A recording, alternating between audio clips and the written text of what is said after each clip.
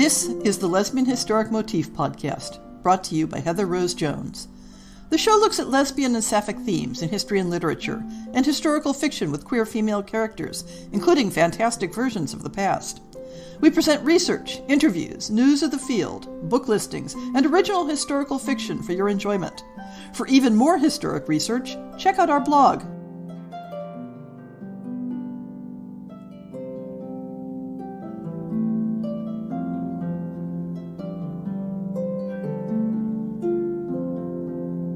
Welcome to On the Shelf for September 2022.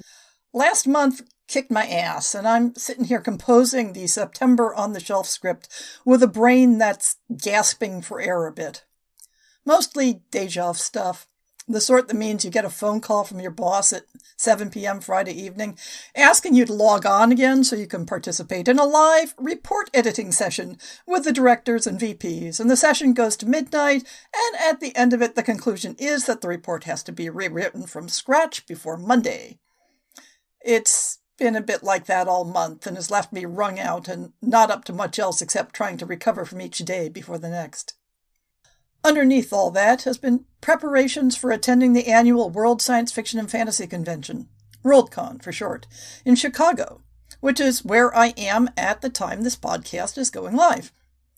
I have a fabulous schedule with panel discussions and volunteer time and business meetings and book signings and seeing all manner of friends in person whom I mostly see only at Worldcons. And missing the ones who aren't able to make it or still don't feel safe traveling or mingling in crowds. Even though I'm recording this in advance, I feel confident telling you that I'm having a wonderful time. One of the items I'm involved in is as one of the co-hosts for an LGBTQIA+ Elders Meetup social gathering. When I saw that on the schedule as I was picking programming items I was interested in, I had a brief moment of thinking, wait, am I an elder?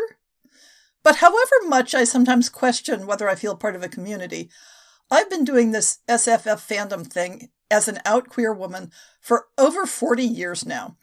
So I guess that really does make me a queer elder. I'm participating in several panel discussions that are very near and dear to my heart and quite relevant to this podcast. One is Reclaiming History Through Alternate Yesterdays, where we talk about using alternate history to challenge the dominant historical narratives and to center those who are often marginalized in the study of traditional history. Every single work of queer historical fiction is doing this work alongside fictions that tackle the contexts of race, colonialism, disability, and other topics. I'm moderating a panel discussion on gendered magic in historic fantasy, though we may broaden the scope of literature we discuss, which ties in very nicely to how gender and gendered characteristics have been perceived and policed across the ages. I'm involved in a couple panel discussions on podcasting in general, how to get started, what it's all about, plus a few other assorted items. If by some chance you too happen to be at Worldcon in Chicago, I'd love for you to find me and say hi. On a more routine topic, this is your monthly reminder that the Lesbian Historic Motif Podcast is doing a short fiction series again in 2023. So it's time for you to be brainstorming story ideas and telling all your friends to do the same. A link to the call for submissions is in the show notes or on the website. During August and continuing on into September, the Lesbian Historic Motif Project blog has been looking at articles from the collection The Single Life in the Roman and Later Roman World, edited by Sabine R. Hübner and Christian Lace. As usual, for collections about singlehood, there's a wide variation in how relevant the articles are in application to imagining queer lives. But they also show the variation in attitudes and practices in the classical and early Christian eras. The detailed demographic data on pre-Christian Egypt is especially full of anecdotes that get my imagination spinning, particularly in contrast to some of the more rigid attitudes and practices in Rome proper. This collection will see us through September, but after that, I'm planning on doing an intersection of the blog and podcast around a particular primary source that I've been working on. I'll save the details until I'm certain it's on the schedule, but it's a historic incident that interrogates the overlap between gender and sexuality in interesting ways. One that I've mentioned previously in several podcasts, but where I've only recently gotten my hands on the full original text to work with. With everything that's been going on, it's no surprise that I haven't had time to shop for nonfiction for the blog. But we have a bumper crop of new fiction to talk about. I don't usually reach back several months for the new book listings. If I missed something too much earlier, I just add it to the database and move on. But this June book looked too interesting not to include. Mackenzie O'Rourke, P.I., In the Case of the Dangerous Dames, self-published by D.D. Matthews. Looks like a good old-fashioned hard-boiled detective novel. The cover copy is somewhat generic, but the book's metadata indicates that we're dealing with a lesbian P.I. 1942, in the City of Angels. Mackenzie O'Rourke was a one-of-a-kind P.I. For starters, she was a dame doing a man's job, and doing it with style. To be a successful sleuth, you had to be smarter than the average cop, and 10 times that of the criminals. Mac, as her friends called her, was that and more. Her latest case was supposed to be a simple missing person, but turned out to be bigger than a movie plot, and more dangerous than the war the boys were fighting overseas. The clock is ticking, and lives are on the line. It's up to Mac to keep 3 dames alive until they can sing to Uncle Sam. There are 3 August books I haven't covered previously. I've been trying to do a bit of sleuthing on the first one. The Lioness Queen, by Ellie Grays, appears to be the same as the French book La Reine Lion, published in 2021 by Alexia Damel. I'm a bit confused by the difference in author names, since both names have a presence on Amazon and Goodreads, but without any clear linkage for the couple of titles that appear to be different language editions of the same book. I tried reaching out to Alexia on Instagram to clarify that both names are her, but haven't heard back. I'm probably worrying too much, but you sometimes hear about scammers lifting entire books by someone else and republishing them under a new name, and I'd hate to discover that I accidentally supported something like that. The book has a rather unusual setting, Pharaonic Egypt. Amanishiketo is the niece of the Nubian king Terektekas. Disliked by her mother and denied by her brother, she ends up reconnecting with happiness in the arms of an exceptional woman. Cheeky and rebellious, she will have to fight to save the woman she loves and her entire country. Under the watchful eye of the god Amun-Re, will she succeed in going through all the trials that fate has decided to impose on her? Another less common setting, with a touch of the supernatural, appears in Themis and Loven by Mary Eicher from 9 Star Press. In 8th century Ireland, the daughter of a nobleman is torn between 2 futures. Themis must either abide by her father's plan to thwart a looming Viking onslaught, or follow her heart and find the one whom she believes she is eternally bound to. Word of ever closer Viking raids heightens the alarm of the villagers, and her father is forced to set aside Themis's romantic notions to protect the village. Furious at the betrayal, Themis abandons the village to its coming battle and sets off to see where her heart might lead her. When the raiders attack, Themis rushes home, only to discover the village destroyed. Receiving a final message from her captured father, she sets aside her heart's quest in favor of rescue and revenge for the destruction the Vikings have wrought. But the cruel invaders have brought something more than death. Within their number is the very person Themis has sought, the other half of a twin flame that has burned for millennia. It is left to a prescient Viking Gothi to intervene and help determine if a timeless love can rise above violence and revenge. I'm not sure how I missed advance knowledge about the release of the anthology Queer Weird West Tales, edited by Julie Boza from LibreTiger, given that I know several of the contributing authors personally. While I don't know exactly what the representation is in the individual stories, I feel confident asserting that we'll see a good variety of characters in fascinating stories. Here's the brief cover copy. Frontiers have always attracted the other, where they find that the other is always already there. These 22 stories explore what happens when queer characters encounter weirdness on the edge of the worlds they know. I found 6 September releases, starting off with another early medieval setting in Sigrid and Ellen, A Tale of Norvair, Tales of Norveger #1 by Adele Lane from Past and Prologue Press.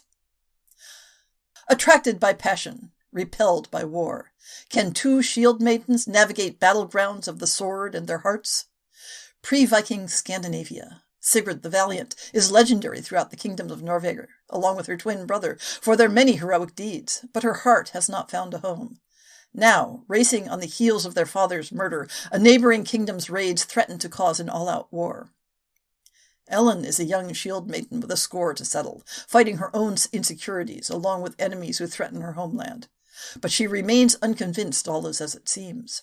When the two clash on opposite sides of their shield walls in combat, sparks fly from both their swords and passions. Unable to forget each other, they meet a second time and become trapped in a cave.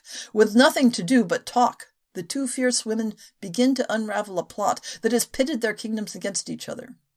Will Sigrid and Ellen get past their suspicions and differences to forge a relationship and uncover the villain's scheme? Or will the antagonist's assassins end their search for the truth? We seem to be experiencing a profusion, not simply of sapphic Regency romances, but of Regency series. The newest contribution, with the following 2 books in the series scheduled for the next several months, is Her Morning Star, Ladylike Inclinations, #1, self-published by Violet Kelper. England, 1807. Miss Melanie Bright longs to escape the shadow of disgrace. Still haunted by her parents' mistakes, the shunned debutante seizes on a hopeful chance by sharing a roof with a well-respected noblewoman. But when her patron proves to be a beautifully reckless daredevil, she's quickly seduced by the breathtaking promise of foreign escapades. Lady Evelyn Prynne hides deep wounds behind her madcap reputation. Determined to track down and expose a French spy, she refuses to let her gorgeous guest become a distraction. Yet as they face perilous gaming halls, Lebanese deserts, and gunfire side by side, she's intrigued by the backbone of steel beneath her delightful new companion's dainty exterior. Wondering if the Tom's favor is still her coveted goal, Melanie questions why she's so desperate to please her tough benefactress. And even as Lady Evelyn revels in having found a confidant who can finally keep pace with her fiery nature, she continues to plunge them into darker dangers. Will they dare the wrath of convention and bring home the life-changing prize of love? I often grouse about how plot summaries of books can be so cagey about the queer content, so it can be a relief to see the cover copy casually refer to a character as her girlfriend, as we see in A Funeral for a Stranger by Eve Morton from Wax Lioness. Harriet Mortimer knows the man is going to die long before her family agrees to let him accompany them on their wagon journey out of Independence, Missouri, and towards California. Isaac is a tall, young, and forthright man, yet a miasma of illness follows him and marks him as one of the many dead Harriet sees before they truly pass. She and her best friend and girlfriend, Patrice, take a liking to the young man and become determined to see that he leaves the world a better man, and with the solace of their presence at his side when the time comes to pass. The Trunk by C.M. Castillo from Glass Spider Publishing uses 2 of the tropes that I categorize under cross-time stories. The romance of the archives, where a contemporary character learns about a queer woman of the past by researching some artifact connected with her, and the mystical connection across time trope, where the 2 characters experience a supernatural encounter despite the separating years. Simone Eden is living a lie. Engaged to a man she doesn't love and disillusioned with the hand that fate has dealt her, she knows she was meant for something more.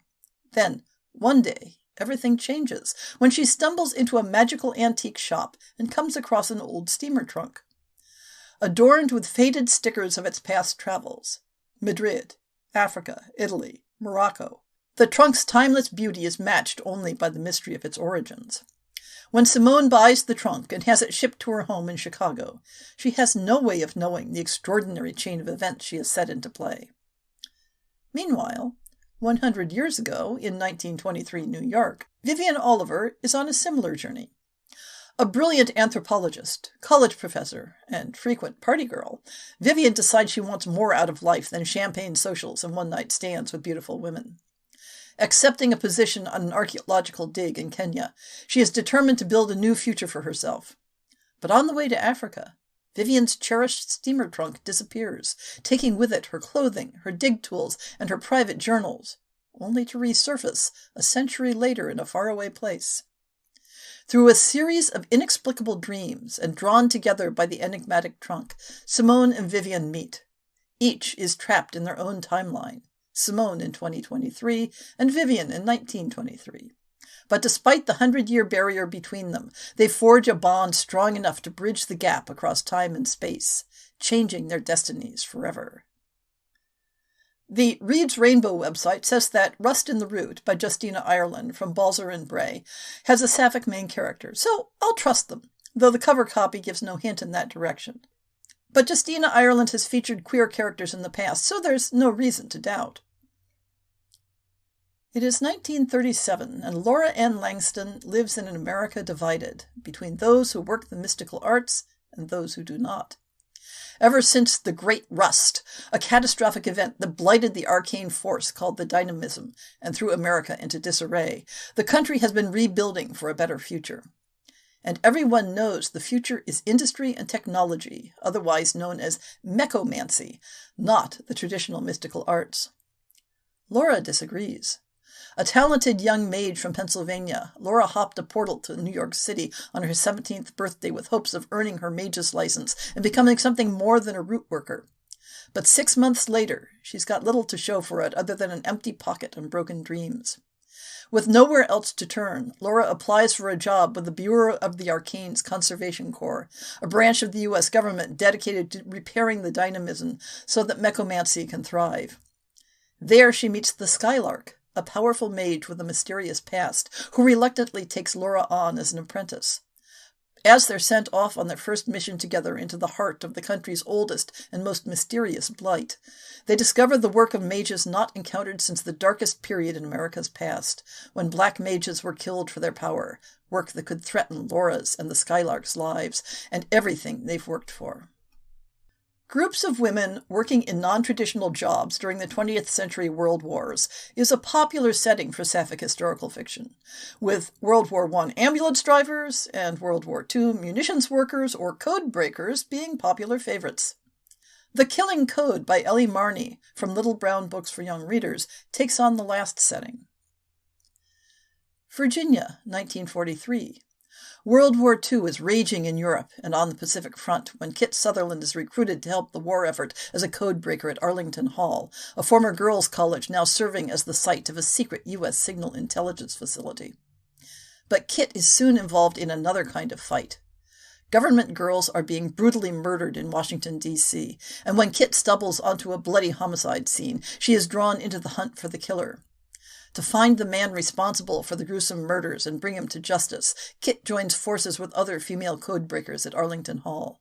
Gossip Queen Dottie Crockford, sharp-tongued intelligence maven Moya Kershaw, and cleverly resourceful Violet Dulac from the segregated code-breaking unit. But as the girls begin to work together and develop friendships and romance that they never expected, two things begin to come clear. The murderer they're hunting is closing in on them, and Kit is hiding a dangerous secret. Once more, most of my own book consumption has been audiobooks. The amount of intense screen time involved in my day job makes on-the-page reading feel exhausting, and I've been making very slow progress through a couple of ebooks or hard copies.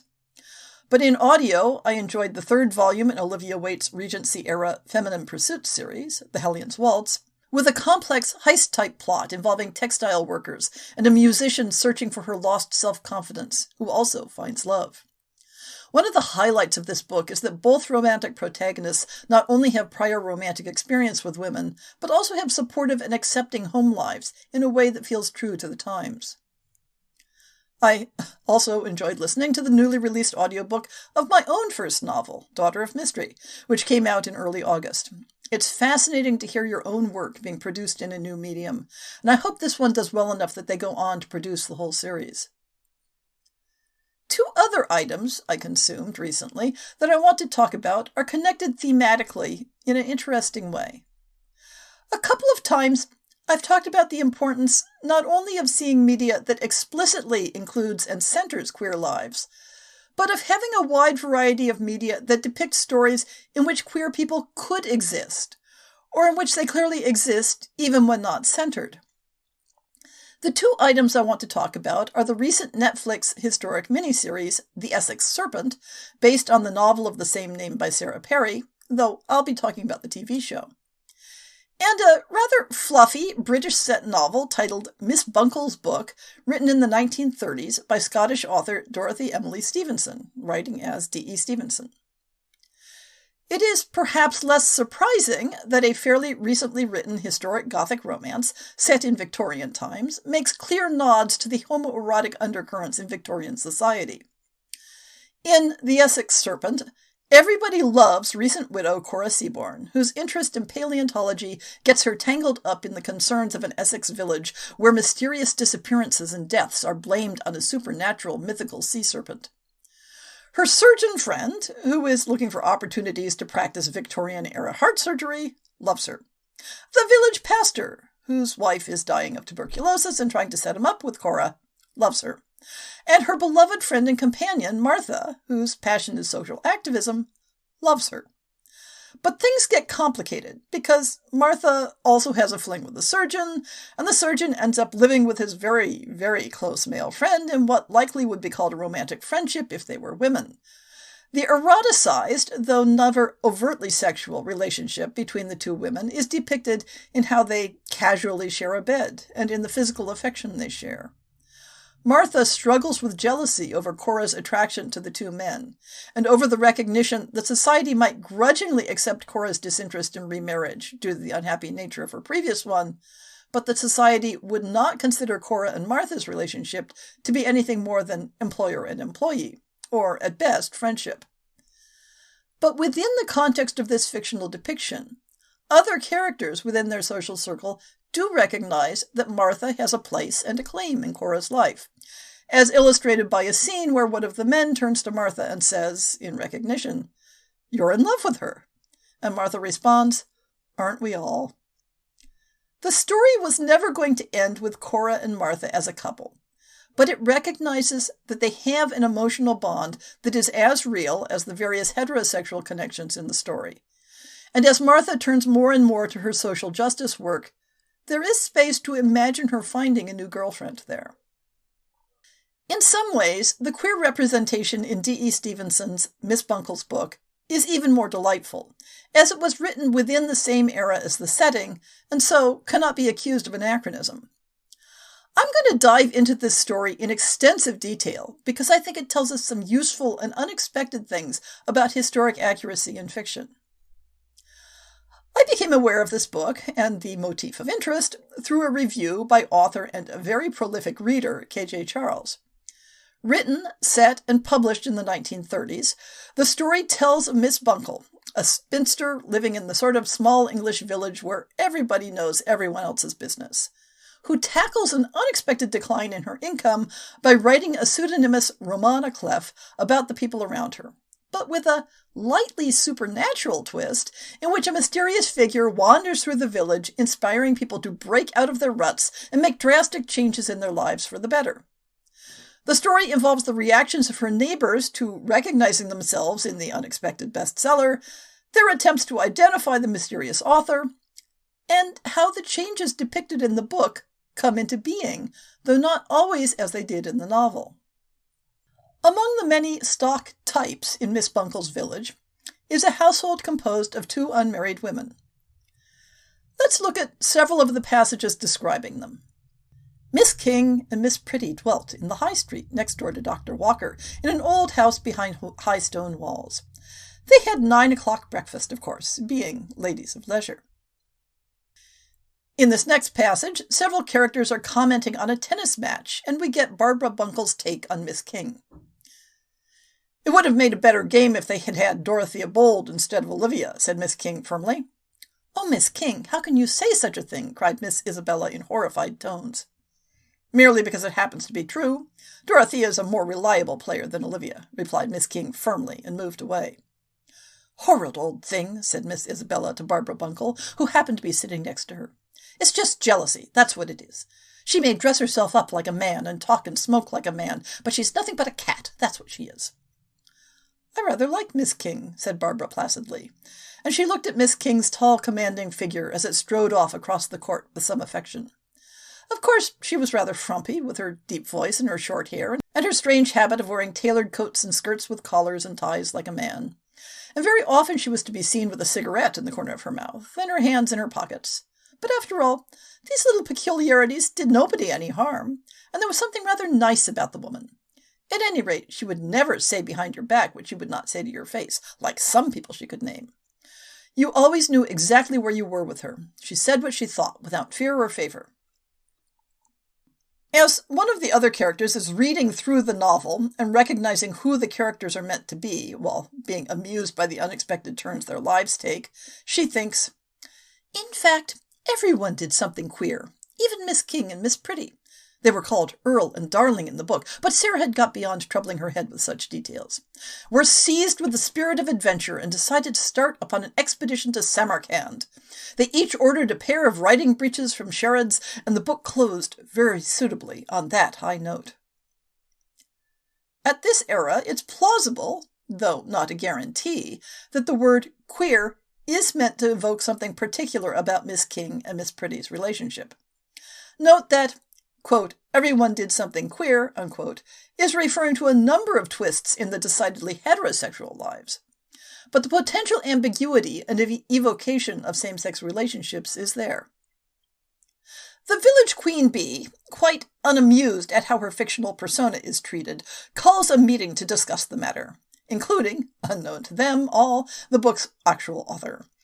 We are once again told that Miss King's defining attribute is her performance of gender transgression. Miss King found her voice first. Perhaps it was the manliness of her attire that gave her confidence in her own capabilities.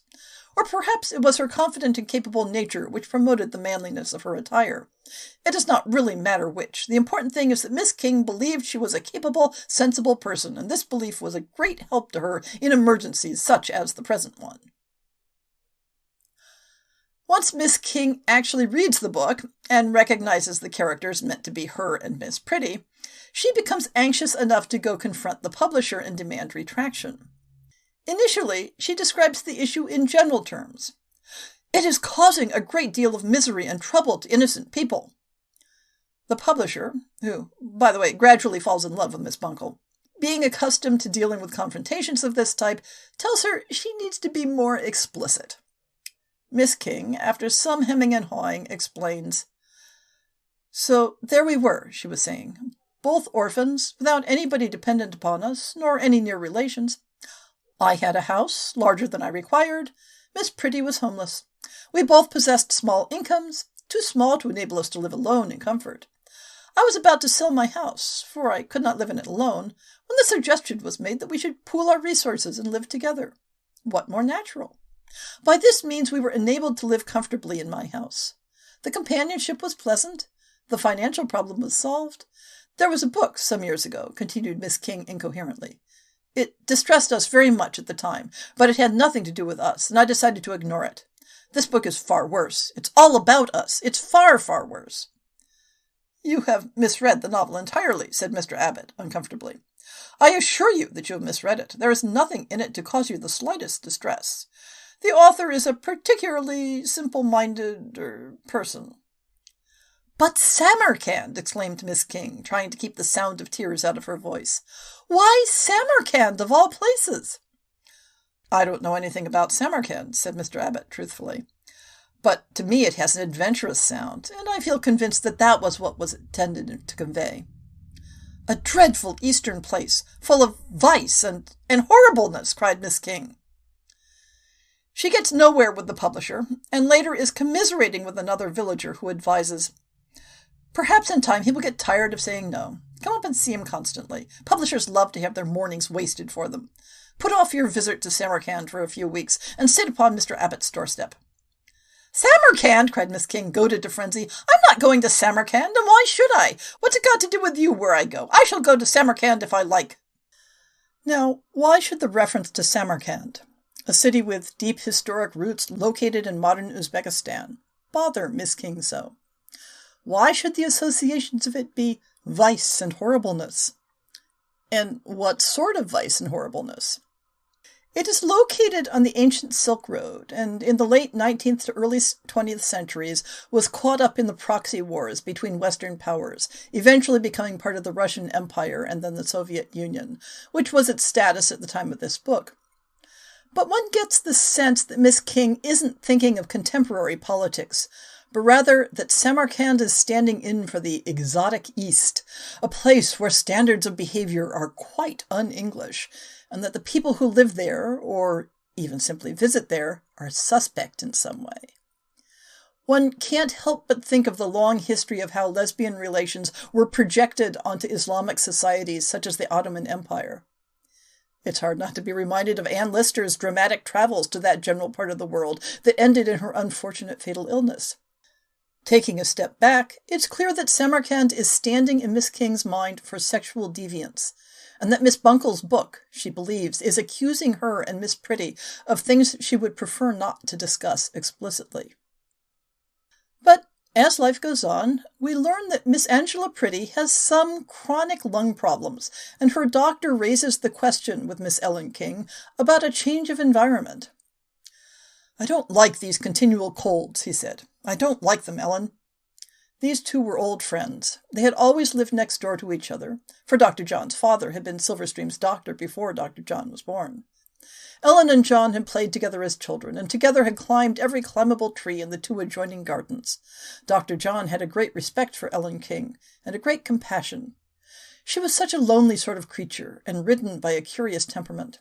Her excellent brain had never been developed and turned to use. Ellen would have made a good doctor or lawyer. The stuff was there, but her father had abhorred clever women, and had denied her the opportunity of a decent education. "What do you mean exactly?" she asked him anxiously. "I don't mean anything very much," Dr. John told her. "In fact, I mean exactly what I say. I don't like these continual colds that Angela gets. Could you possibly go away?" "Go away? You mean to Bournemouth or somewhere?" "Bournemouth? No, I mean to Egypt. It's warm and dry there. Just for the rest of the winter, of course." "I suppose we could if it's necessary. I mean, of course we could if it is necessary," she amended in sudden alarm. "I wouldn't like to say it is necessary, but it is advisable," he replied, choosing his words carefully. As Miss King and the doctor discuss this possibility, we encounter some hints of psychological stereotypes that associate same-sex relationships with personality weaknesses. The doctor dismisses these concerns, although he does so in a rather sex-stereotyped way. "John," she said suddenly, "shall I let Angela go alone? I could take up some sort of work. No, don't say anything yet. I believe I'm bad for Angela, John. I have begun to think she would be better without me. She depends upon me too much. Sometimes I think she's beginning to lose her identity altogether." "What on earth are you talking about?" said Dr. John furiously, taking a few strides across the floor and back again to his usual station in front of the fire. "What on earth are you talking about, Ellen? I thought you had more sense. Angela would depend upon anybody who happened to be there to depend on. It's her nature to lean. Angela is weak in body and soul and mind." "I know," said Ellen. "I know all that, John. But I love her just the same. I love her too much. I fuss over her too much. I agonize over her." "Look here, we all agonize over people we love. But we mustn't fuss. That's the important thing.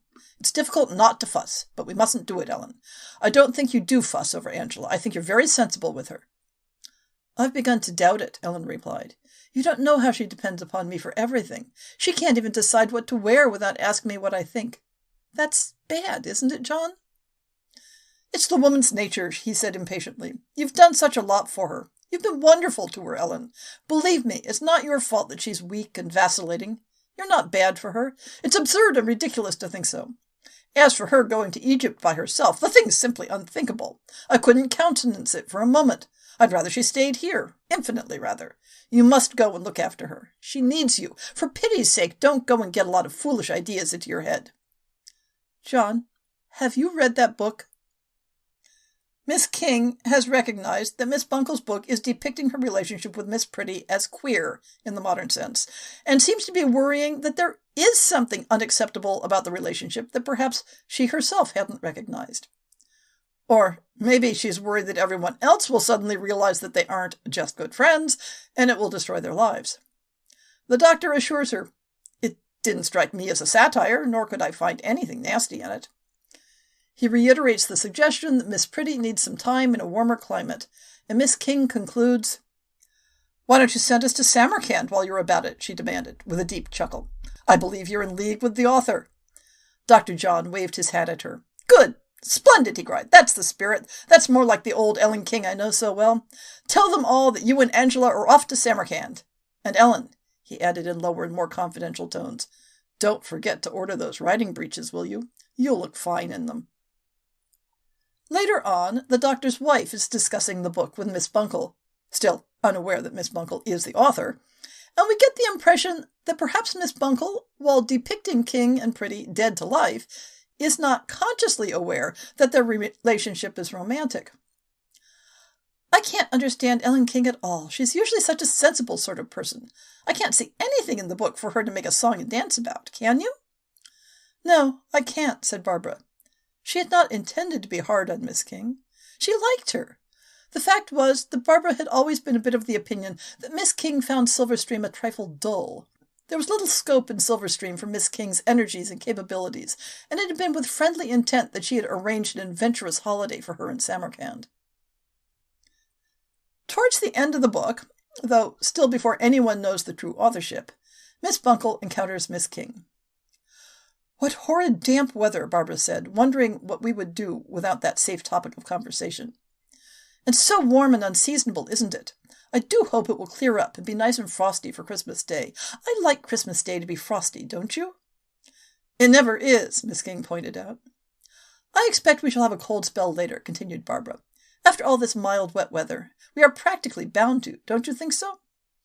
"Well, it won't affect me anyway," said Miss King blithely. "Angela and I are off to Samarkand next week." However, we are meant to understand the self-awareness of Miss King and Miss Pretty. They are given their happily ever after, and they embrace and publicly acknowledge the depiction of their relationship in the book, as symbolized by choosing Samarkand as destination.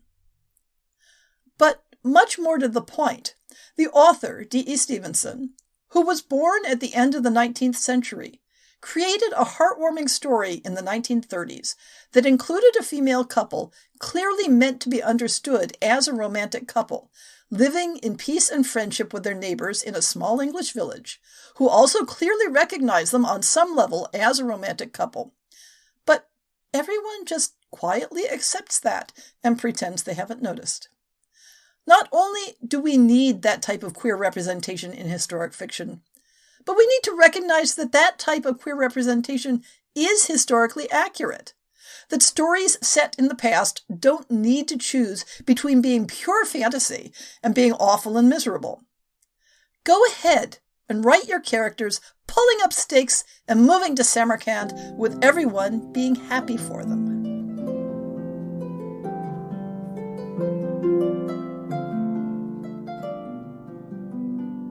I hope you've enjoyed this episode of the Lesbian Historic Motif Podcast. See the show notes for links to people and topics. Most shows will have a transcript linked as well. If you have a book announcement, a topic suggestion, or might like to appear on the show, please drop me an email. If you enjoyed this podcast, please rate it and subscribe on your favorite podcast app, and consider supporting our Patreon.